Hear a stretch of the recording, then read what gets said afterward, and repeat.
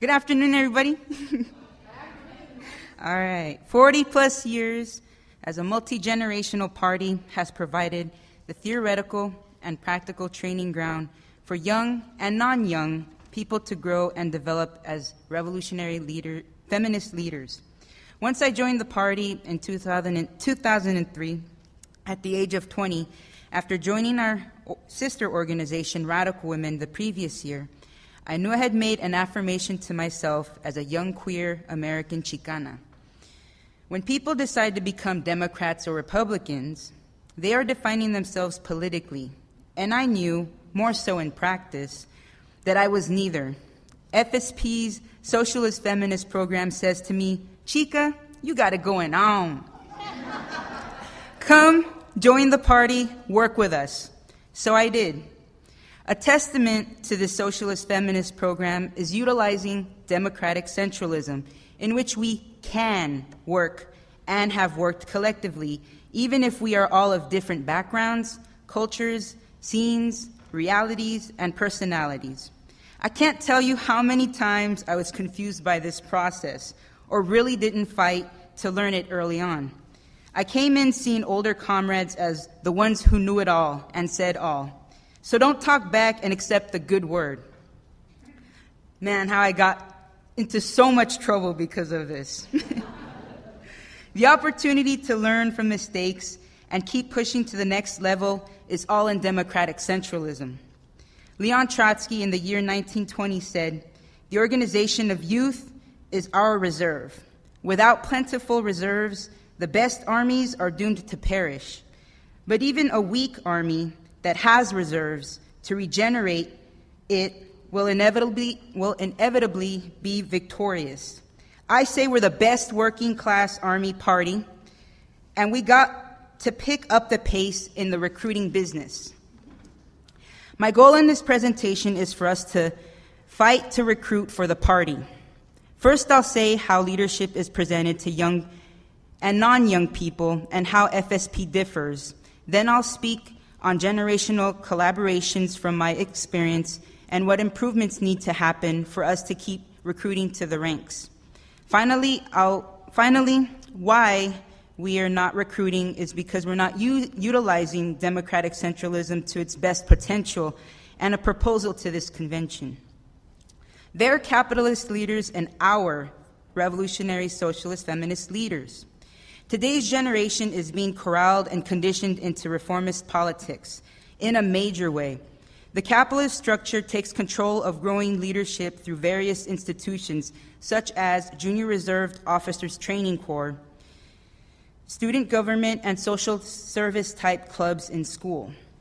Also, progressive action programs funded by the Democrats will also help to push angsty activists into the non-governmental organizations we see today. With all the opportunity to get involved for change and do something about injustice, what's the need for a revolution or a revolutionary? After participating in the JROTC program myself, I learned a daunting lesson. Capitalism rules, and those who believe in it will follow it to the death. I was fierce and very loyal to the program. I became the second highest position in the battalion, which helped me to see the truth of the program. The U.S. military is for ruling class wars, not helping civilians. With the help from conscious music, for example, political rap like Public Enemy and rap rock like Rage Against the Machine, I knew for myself I couldn't sell out how I really felt about the for-profit system. I'd rather help to form an American Revolutionary Army to fight racism, sexism, homophobia from these, I'd rather help to form an American Revolutionary Army to fight racist, sexist, and homophobic elite rulers. Finding purpose in anyone's newly found or rejuvenated revolutionary consciousness is an achievement.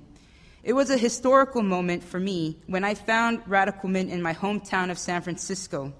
I could have joined single-issued movements for students, women, queers, and or of people of color. But I needed a program that said it all to me. Being victimized by oppression is a tragedy, but refusing to be victimized and instead be a revolutionary victor needs kudos, props, and above all, support. Intergenerational collaborations and obstacles. Getting support from any group is fundamental to any cause. For revolutionary feminist leadership to persist, we need to have cross-generational leadership. We need to keep urging youth and non-youth to get trained, take the reins, and teach new members coming into the ranks. The San Francisco branch, for example, in the last 5 years has had an success in electing new leadership in office. Comrade Tony became the FSP organizer after Nellie was organizer for over 16 years and is one generation younger than Nellie. Comrade Anita became Radical Women organizer last fall after Nancy, who is one generation older than Anita. It is going to be the duty of this new experienced cadre to provide factual information in the right proportions and in the right perspective, and patiently explain, as Lenin says, our program and policies to newer members and incorporate experienced members not in a leadership position. Training and educating each other ain't no walk in the park. The support is there. We just have to keep utilizing democratic centralism to its fullest potential. Here's what I mean. Democratic centralism as the ultimate daily challenge. I'm of the opinion that recruitment is an ultimate goal in everything we do. Not doing recruitment is not an option. Through democratic centralism, you can evaluate the state of recruitment in your branch and propose options on how to go about recruiting new rank and file. A branch should discuss, propose, an action and an evaluation to make leadership happen. Experienced comrades need to recognize that if recruitment isn't at the forefront of what we do, it is a sign of disagreement with the program. Newer comrades must understand the importance of programmatic issues, for example, recruitment, versus organizational issues, for example, not calling a potential recruit back on time. A minority opinion lives but does not rule unless after the group votes. But it is a legit opinion when it is programmatic. If you think I can recruit all the Chicanas in the world solely because I'm Chicana, then we should discuss this as a single issue because I shouldn't be the only one. Anyways, our leaders in the party are elected because we trust them to implement what we are all for, revolutionary change. Creating leadership like this is a long process. I think continuing the School of Trotsky will be really important for young people who won't be able to afford public school education and need a Marxist methodology that will keep on fighting against profit. I have learned a lot being a young leader, and the process will still go on, but I'm not getting any younger. It's time to recruit to the ranks. So some questions for the audience. What is your opinion on recruitment? What is your role in providing it? And what are your strengths and weaknesses in this? Thank you.